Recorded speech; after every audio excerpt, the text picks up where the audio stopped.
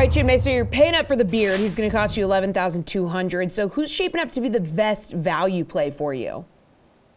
I really like Cameron Johnson, the small forward on the Suns. I believe he's in the 5K range right now. 19-3-3 in his last 3 games, which are all starts. And his shooting splits are 50, 40, and 100. He hasn't missed a free throw in that time. The Suns really want to get him involved in their offense. And if we saw, remember last year in the finals, they really lost those games, not because the stars were not performing, but because these role guys like Mikal Bridges and Cameron Johnson weren't giving them that production. So with Chris Paul out now for basically the rest of the regular season, I expect the Suns to keep having Cameron Johnson involved in their offense. So I'm going to go with him as the value play tonight. All right, Nick, you got to give us some value here. Where are you going?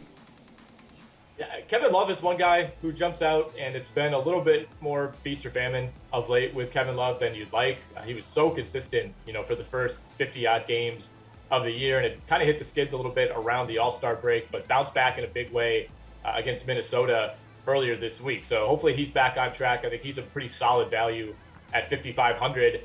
Other than that, I'm going to look to that OKC game. Like I mentioned, I think it could get ugly. Denver should win this one fairly easily. This is one of 4 games on the slate that currently has a spread of at least 10.5. So they're 4 games we project to be close, 4 games we project to be blowouts. This is one of them, but there's going to be some value here. I mean, someone has to start alongside SGA. Someone has to play 25 plus minutes. And I think 2 of those guys are Alexei Pokusevski, who's at 4,100.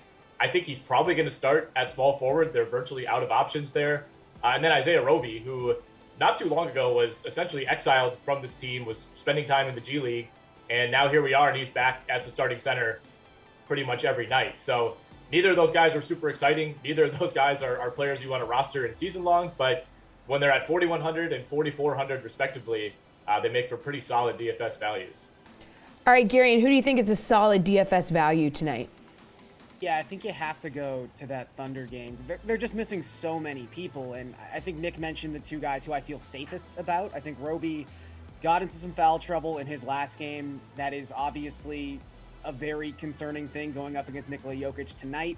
Only played 20 minutes in his last game, and then Olivier Sarr came in and played like 25. So, I mean, maybe if you think Roby's going to stay out of foul trouble, you go with Roby. If you think he's going to get into foul trouble, Sarr could be a little enticing, although very dangerous, someone whose floor is just non-existent.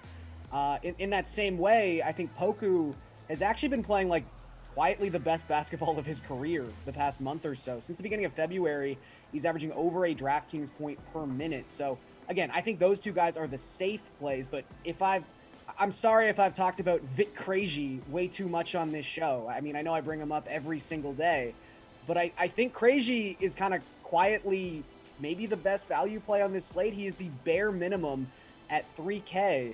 And when Aaron Wiggins, who started their last game against the Kings, got hurt in the middle of the first quarter and was unable to return to that game, it was Krejci who started in his place in the second half and played all 12 minutes of the third quarter. That's how desperate the Thunder are for just warm bodies at this point.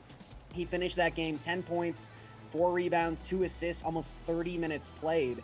Was 0 of 6 from 3-point range. So if he can just knock in a couple of those threes, you're probably looking at like 8x, 9x value from this guy who I had definitely heard of before this morning.